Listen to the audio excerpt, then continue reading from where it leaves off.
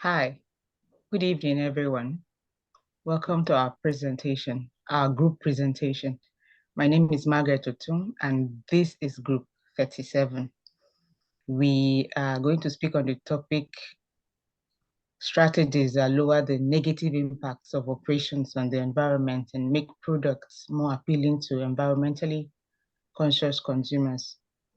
We have generated two strategies for this topic, and number one is reverse logistics, which I will be speaking on. And the second one is the planning to make the supply chain environmental friendly. What is reverse logistics? This is basically the management of sale surpluses and returned items from end users back to the reseller and eventually to the manufacturer. This covers the return, resell, repairs, repackaging, and even the recycling of these products.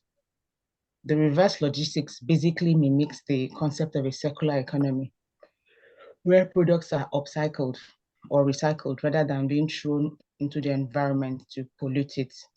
Let's take, for example, you buy a HP laptop and it does not function the way you want it to function. Instead of you to send it into the bin or into the landfill, you send it back to the reseller. The reseller now sends it to the manufacturer who decides to either refurbish that laptop and put it back into the market and just repair whatever was broken, or break it down into components or into parts, and these parts are being used for some other things. It goes a long way to decrease greenhouse gas emissions, as these components can actually be used as either biological nutrients, the safe ones, can go back to Mother Earth and fertilize the earth, and we continue. Or those little components that have been broken down can be used as technical nutrients to feed other products that it's coming from that same company or from a different company. My colleague will be talking furthermore on other topics. Thank you. Good evening. My name is Bukola Olasunje. I will be speaking on the greenhouse gas emissions tones. Looking at the graph has actually given us the analysis of how the greenhouse gas emission keep increasing. It has increased from the year 2000 to the year 2021. And looking at the analysis given, it has actually increased with 32% in the year 2021. And when we are talking about greenhouse gas emission, these are gases that are released during the combustion of fossil fuels, such as you have natural gas, you have coal, you have oil to produce energy. And this energy are actually being used for recycling.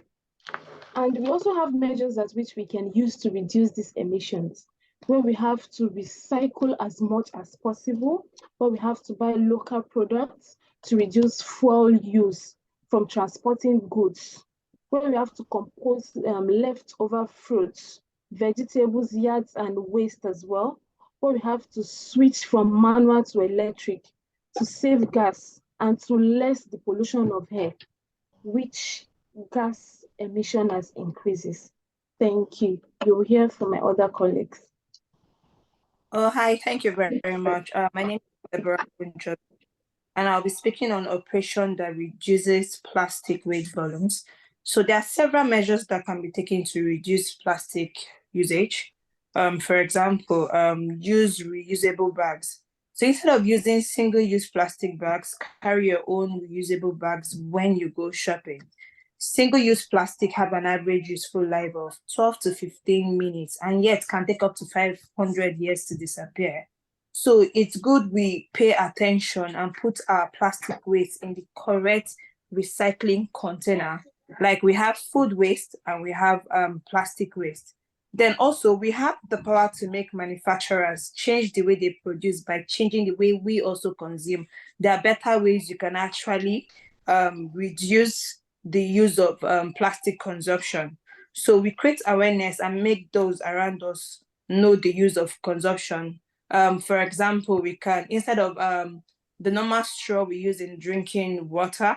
We can decide to use the bamboo straw where we can actually wash and reuse, or we can use the plastic bottle instead of always buying plastic water whereby we have to throw it away and litter everywhere. We can actually buy a fillable bottle to use and buy our drinks. It really helps in saving costs and also help in making the environment clean. Thank you very much. I'll be passing on to my next colleague. Hello, my name is Okolo Elizabeth Amarachi, and I'll be speaking on planning to make the supply chain environmentally friendly. Making the supply chain environmentally friendly involves taking measures to reduce the environmental impact of all the stages involved in the process of producing and delivering goods. Some of the ways to achieve these are sustainable sourcing, reduce waste, improve transportation.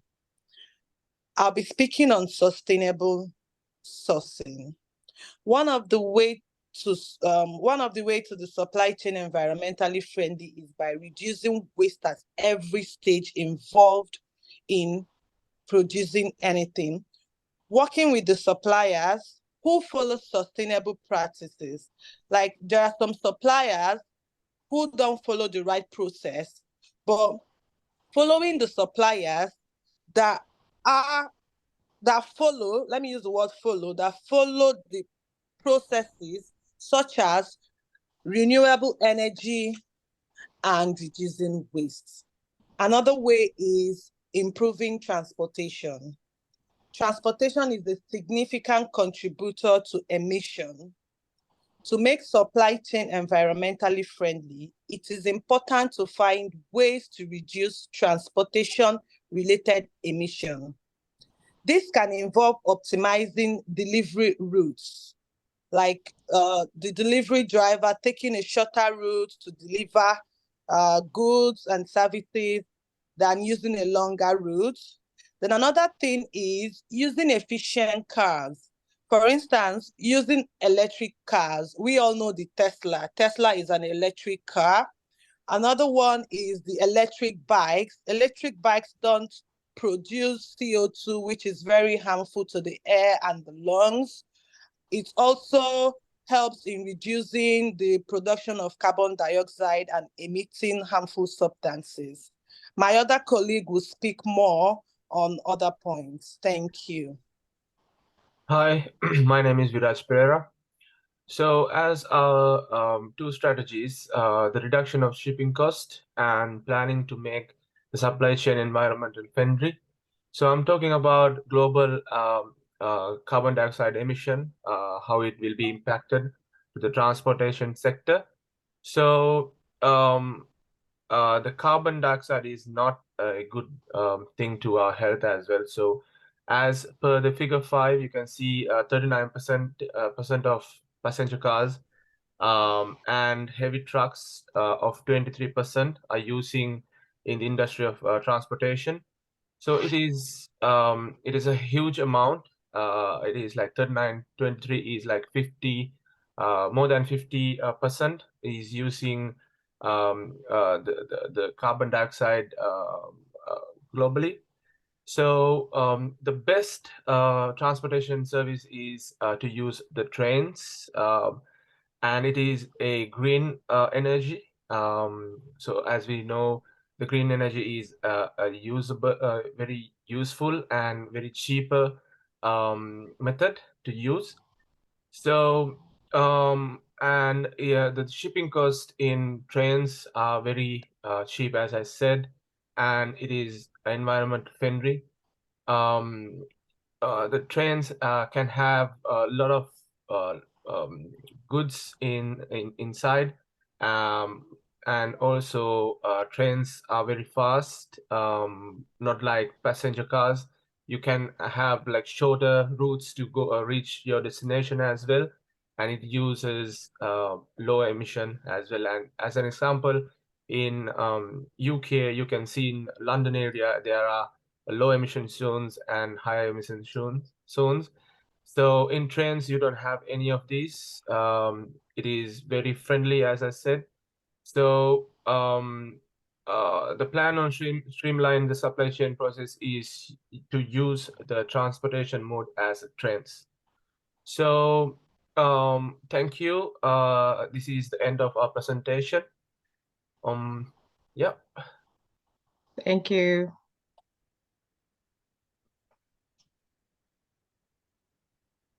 Thank you. Thank you.